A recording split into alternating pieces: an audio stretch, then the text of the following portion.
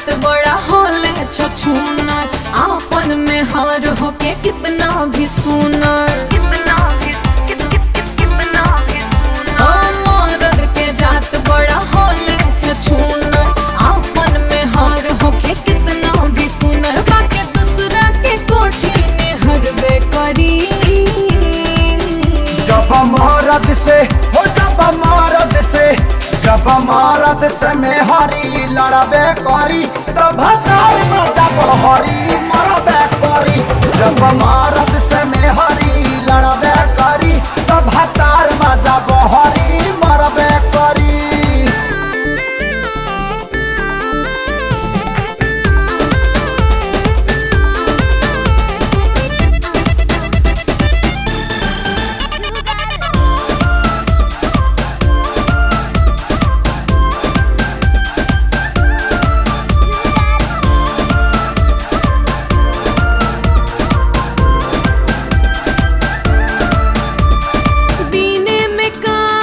रात में आराम करब तो काहे न लड़ब, कहाँ से आई मेरा मलाई, जबरानी कमबे न करब। मेवा मलाई रुपया न चाही, बस चाही हमरा के प्यार हो।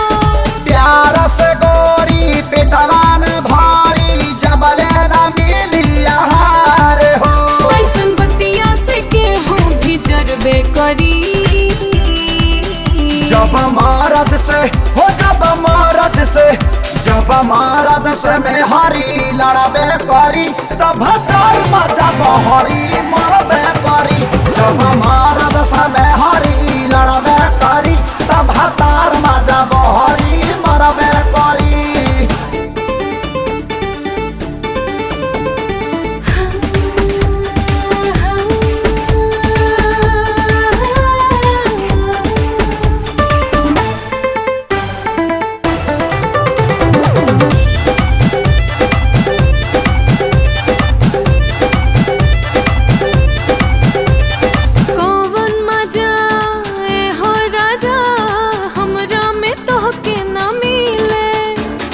मौका पे मुंह फुला ले लू तू, मन हमर रोह जाता गीले।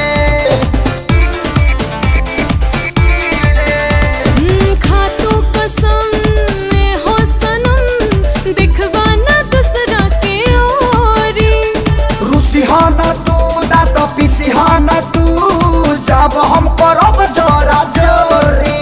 टाइम देबा तो सब कुछ करबे करी।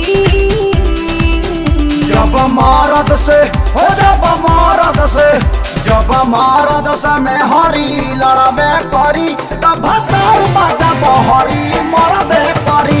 जब मरद से में हरी लड़बे करी, तब जब हरी मरबे करी।